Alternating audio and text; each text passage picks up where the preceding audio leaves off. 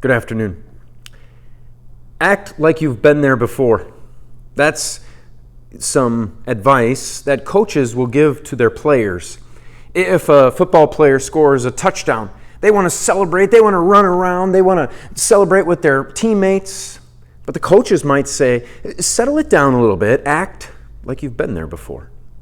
A player in baseball hits a home run and they want to drop the bat, they want to walk around the bases like it's a big deal, like they just did something awesome. And the manager might say, act like you've been there before. You sink the winning shot. You hit the perfect strike on the golf course. You get that ball rolling right down the center and you get a strike in bowling and you want to celebrate. You want to be excited. And somebody might just say, well, act like you've been there before. That is, control your emotions. Especially don't celebrate too much in front of the other team. You want to act like you've been there before. Act like you expected it to happen. Like you practiced and you worked at it and now you've gotten good and you figure that's the way I should always perform. Act like you've been there before.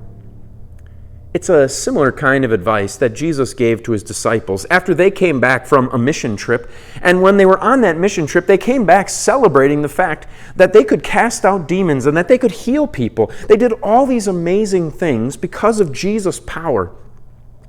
And they came back celebrating that and speaking to Jesus like they had done something wonderful. And Jesus basically says, act like you've been there before. But this is what he says. Luke chapter 10, verse 20.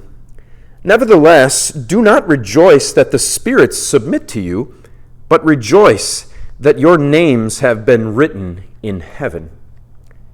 They didn't need to celebrate the fact that they could have power over the demons and over Satan, and they could send him packing with just a word. They didn't need to celebrate the fact that they could do miracles and that people would listen to them because of the authority they spoke with. The thing that needed to be most important was that Jesus had saved them. That Jesus had written their names in heaven, that they were guaranteed a spot in heaven because of Jesus. And when you and I experience the same highs, when we tell somebody about Jesus and they express a belief, or when we come to church and we celebrate the fact that others are there too, we can act like we've been there before and we can celebrate what really is worth celebrating. Not the fact that we might be able to do miracles or that we can speak with authority or that the demons will listen to us when we send them packing with Jesus' word, but rather we celebrate that Jesus has written our names in heaven. Jesus wrote your name in heaven by forgiving your sins and then telling you about it. That is something that you can celebrate.